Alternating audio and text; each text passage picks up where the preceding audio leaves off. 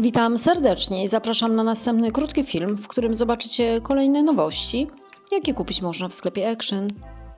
Aby być na bieżąco z następnymi nagraniami, jeśli jesteś tu nowy, zostaw obserwację